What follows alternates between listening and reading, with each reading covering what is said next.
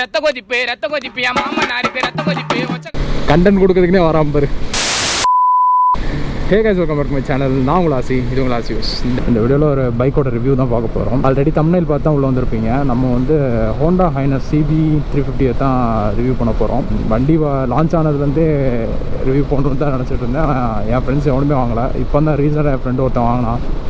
அதான் இவ்வளோ நாள் வண்டி சென்னையில் இருந்தது. இப்போ தான் நியூ இயருக்கு ஊருக்கு வந்திருக்கான். மச்சான் வாடா ரிவ்யூ போடுறான் அப்படின்னா, சரி ஒரு ரிவ்யூவை போட்டு விட்ருவோம் அப்படின்னு கிளம்பி போயிட்டுருக்கேன். சேனலோட ஃபஸ்ட்டு மோட்டோ லாங்கிங் இதாக தான் இருக்கும். கேமரா ஆங்கிள் அப்புறம் ஆடியோவில் எதுவும் பிரச்சனையாக இருந்தால் கமெண்ட் செக்ஷன் சொல்லுங்கள். நெக்ஸ்ட் வீடியோவில் அதை கரெக்ட் பண்ணிக்கலாம். நம்ம சேனலுக்கு யாராவது புதுசாக வந்தீங்கன்னா மறக்காமல் சப்ஸ்கிரைப் பண்ணி பெல் ஐக்கனை ஆளில் போட்டு வச்சுக்கோங்க. அப்புறம் தான் நான் அடுத்தடுத்து போட்ட வீடியோங்களும் உங்களுக்கு நோட்டிஃபிகேஷன் வந்து சேரும். வாங்க வீடியோக்குள்ளே போகலாம்.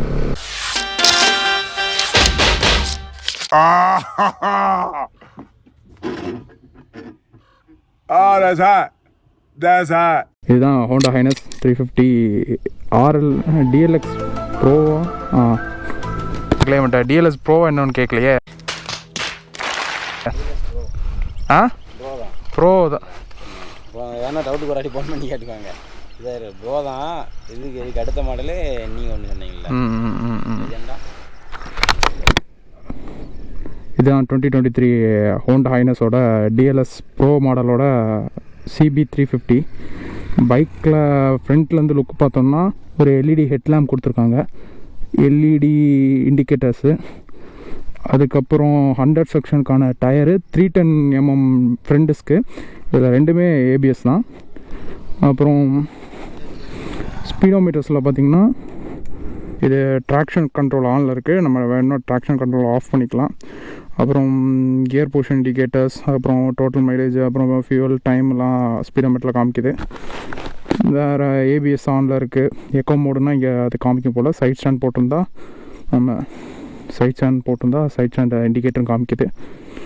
ஹை பீம், லோ பீம், அதுக்கப்புறம் ஒரு இந்த இன்ஸ்ட்ருமெண்ட் கண்ட்ரோல் இது பண்ணுறது, ட்ரிப் 1 ட்ரிப் 2 அட்ஜஸ்ட் பண்ணுறதுக்கு எல்லாமே சுவிச்சஸ் எல்லாம் இங்கே இருக்குது.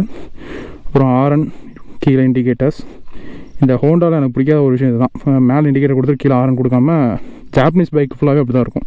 கீழே இண்டிகேட்டர் கொடுத்து மேலே ஆரன் கொடுத்துருப்பானுங்க. இந்த சைடில் பார்த்தா ஹசார்ட் சுவிட்ச் எல்லாம் இருக்குது. எனக்கு இந்த பைக்கில் ரொம்ப பிடிச்சது கிளச் ரொம்பவே ஸ்மூத்தாக இருக்குது. கிராஷ் கார்டு அவன் எக்ஸ்ட்ரா போட்டிருக்கான். இன்ஜின் பக்கத்தில் 5 ஸ்பீடு 348cc இன்ஜினு. பின்னாடி டயர் பார்த்தா 130/70 செக்ஷன் டயர் கொடுத்துருக்காங்க. பேக்லையுமே LED டேஞ்சர் லைட்டு, அப்புறம் LED இண்டிகேட்டர்ஸ் எல்லாம் கொடுத்துருக்காங்க. இது வந்து 15 லிட்டர்ஸ்க்கான டேங்க் கெப்பாசிட்டி இருக்க ஒரு டேங்க்கு. நம்ம என்ஃபீல்டெல்லாம் பார்த்திங்கன்னா உங்களுக்கு 13.5 லிட்டர்ஸ் தான் கிடைக்கும். இந்த லிட்டர் வந்து 15 லிட்டருங்கிறது லாங் ட்ரைவ் போகிறவங்களுக்கு ரொம்ப யூஸ்ஃபுல்லாக இருக்கும். நீங்கள் அடிக்கடி ஃபியூல் போட வேண்டாம். எதுக்கு இந்த பைக்கை ராயல் என்ஃபீல்டோட கம்பேர் பண்ணுறேன்னா, இது ரெண்டு தான் காம்படிட்டர்ஸ். இது ராயல் என்ஃபீல்டோட 2 லிட்டரு அதிகம். வாங்க ரைட் பண்ணி பார்க்கலாம்.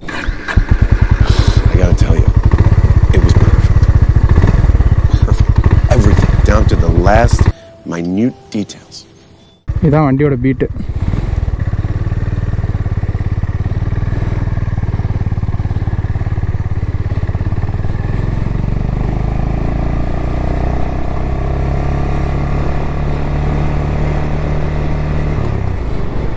ஃபஸ்ட் கியரில் 36-40 கிட்ட போகுது. அதுக்கு மேலே போகும். ஆனால் 36-40லே வந்து செகண்ட் கியர் போடுறதுக்கு அர்ஜு ஆகுது. செகண்ட் கியரை போடுன்னு வண்டி கேட்குது.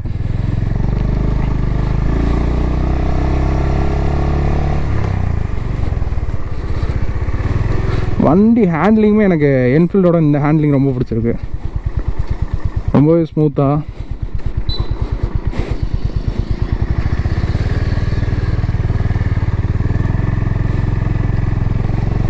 இண்டிகேட்டர் சவுண்ட்ஸ் எதுவும் இல்லை. இதில் டூவல் ஹார்ன் கொடுத்துருக்கானுங்க. அப்புறம் வேறு என்னமோ பார்த்தனே, ஃப்ரண்ட்டில் உங்களுக்கு டெலஸ்கோபிக் சஸ்பென்ஷனு, பேக்கில் வந்து உங்களுக்கு டியூவல் ஹைட்ராலிக் சஸ்பென்ஷன் கொடுத்துருக்காங்க. இந்த பைக்கில் ட்ராக்ஷன் கண்ட்ரோல் இருக்குது. வேணால் நீங்கள் ஆன் பண்ணிக்கலாம், வேண்டாம் நீங்கள் ஆஃப் பண்ணிக்கலாம்.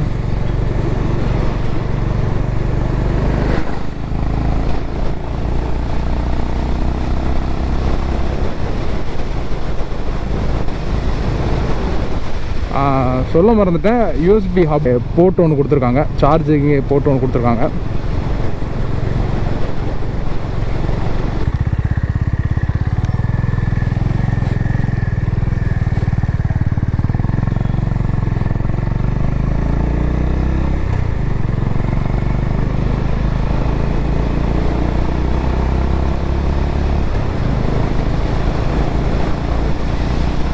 தேர்ட் கியர், தேர்ட் கியரில் 80, ஃபோர்த் கியர், ஃபோர்த் கியரில் 90, 95, ஃபோர்த் கியரில் 100 போகுது.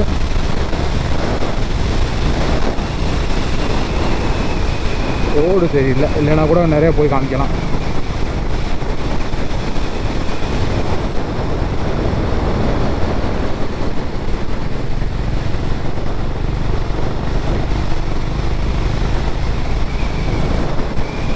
நாலாவது கியர்லேயே 100 போகுது. அஞ்சாவது கியர்லாம் எப்படியும் ஒரு 120, 120க்கு மேலே போகும், 130 கூட போகும்.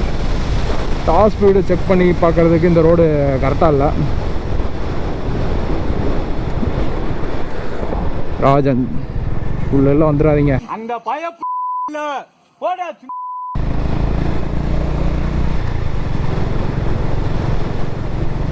மொத்தத்தில் ஹேண்ட்லிங் எல்லாமே சூப்பராக இருக்குது இந்த வண்டியில். யாராச்சும் ராயல் என்ஃபீல்டு புல்லட் 350 வாங்கணும்னு நினைக்கிறவங்க இந்த வண்டியை ப்ரிஃபர் பண்ணலாம். தலைவர் ஃபுல் போதையில் படுத்திருக்காரு போலயே. ஐயா செம்ம போதை. இந்த வண்டி ஓட்டும் போது ஒரு கொஞ்சம் ஹெவியான வண்டி ஓட்டுற மாதிரியே ஃபீல் இல்லை, ஏதோ லைட்டர் சைடு வெஹிக்கிளில் ஓட்டுற மாதிரி தான் இருக்குது. இதே புல்லட்லாம் ஓட்டுறோன்னா கொஞ்சம் லோ ஸ்பீடில் ஓட்டும் போது வண்டி கொஞ்சம் ஹெவியாக இருக்க மாதிரி ஃபீல் ஆகும். இது அந்தளவுக்கு ஹெவியாக இருக்க மாதிரிலாம் ஃபீல் ஆகலை, நல்லா ஸ்மூத்தாகவே இருக்குது. ஏடா ஹைனஸ் ஓடிட்டு திடீர்னு என்ன ஓடிருக்கான்னு பார்க்காதீங்க. அந்த வீடியோவில் அதுக்கப்புறம் நிறையா பேசினேன், ஆனால் ரெக்கார்ட் பட்டனா ஆன் பண்ணுறதுக்கு மறந்துட்டேன். நான் வாட்டுக்கு ஃபுல்லாக பேசிகிட்டே இருந்திருக்கேன், எதுவுமே ரெக்கார்ட் ஆகலை. ஓட்டிகிட்டு வந்த வரைக்கும் எனக்கு ஹைனஸ் ரொம்ப பிடிச்சிருந்தது. என் ஃப்ரெண்டு 120 சென்னையிலேருந்து எங்கள் ஊருக்கு வந்தான். வண்டி எந்த இடத்துலையுமே 120 க்ரூஸ் பண்ணிட்டு வந்துமே எந்த இடத்துலையுமே ஸ்ட்ரெஸ் ஆகலன்னு சொல்லியிருந்தான். வண்டியோட ஆன் ரோட் ப்ரைஸ் பார்த்தீங்கன்னா 2,60,000. 2,60,000க்கு எனக்கு தெரிஞ்ச அது பைக் ஒர்த்து தான். நீங்கள் ராயல் என்ஃபீல்ட்லாம் போயிட்டிங்கன்னா டாப் எண்ட் மாடல் பார்த்தீங்கன்னா 2,75,000 வந்துடுது. அதை கம்பேர் பண்ணும்போது இது 2,60,000 ஒர்த்து தான்.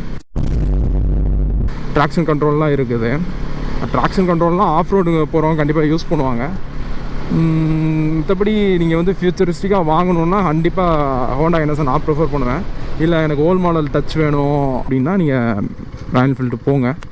சிட்டி ரைடுக்குமே ஹைனஸ் சூப்பராக தான் இருக்கும். ஏன்னா ராயல் என்ஃபீல்டை கம்பேர் பண்ணும்போது வெயிட் ரொம்ப கம்மி. அப்படிங்க போய் டிராஃபிக்லாம் ஹேண்டில் பண்ணுறது ரொம்ப ஸ்மூத்தாக இருக்கும். கார்னரிங் பண்ணும்போதுமே எனக்கு ராயல் என்ஃபீல்டு வந்து ஒன் சைடாக இழுத்துட்டு போகிற மாதிரி எனக்கு ஃபீல் ஆச்சு. அதெல்லாம் இதில் எதுவுமே இல்லை. நீங்கள் கார்னரிங் பண்ணும்போதெல்லாம் ஸ்மூத்தாக திரும்புது. அதெல்லாம் எனக்கு பெரிய ப்ளஸ் பாயிண்ட்டாக தெரிஞ்சது. மேபி என்கிட்ட கிடச்ச ராயல் என்ஃபீல்டில் அப்படி இருந்ததா என்னன்னு தெரியல. எனக்கு வந்து கார்னரிங் பண்ணும்போதெல்லாம் ஒன் சைடு இழுத்துட்டு போச்சு. ஏன்ட்ட நீங்கள் ஹோண்டா ஹைனஸாக இல்லை ராயல் என்ஃபீல்டாக கேட்டிங்கன்னா எனக்கு ராயல் என்ஃபீல்டை கம்பேர் பண்ணும்போது ஹைனஸ் பிடிச்சிருந்தது. மேபி உங்களுக்கு பிடிக்காமல் போகலாம். எதுக்கும் 2 வண்டியும் டெஸ்ட் ட்ரைவ் பண்ணி பார்த்துட்டு உங்களுக்கு எந்த வண்டி கரெக்டாக இருக்குன்னு பாருங்கள். ஹைனஸை ட்ரை பண்ணாமல் ராயல் என்ஃபீல்டு போகாதீங்க. இந்த வீடியோ பிடிச்சிருக்குன்னு நினைக்கிறேன். பிடிச்சிருந்தா லைக்கை தட்டி விட்ருங்க. இந்த மாதிரி வேறு ஏதாவது பைக்கை பற்றி ரிவ்யூ பண்ணாலும் மறக்காமல் கமெண்ட் செக்ஷனில் மென்ஷன் பண்ணுங்கள். இந்த மாதிரி இன்னொரு இன்ட்ரெஸ்டிங்கான வீடியோ சந்திக்க ஆண்டதில் பை ஃப்ரம் ஆசி. பாய். அன்னைக்கு என்னஞ்சிட்டான் ஒரு நாள் ஒரு ரெஸ்டாரண்ட்ல பாத்தியா தெரியாத ஒரு பையனுக்காக பைக் குடுக்குற மனசு இருக்கே.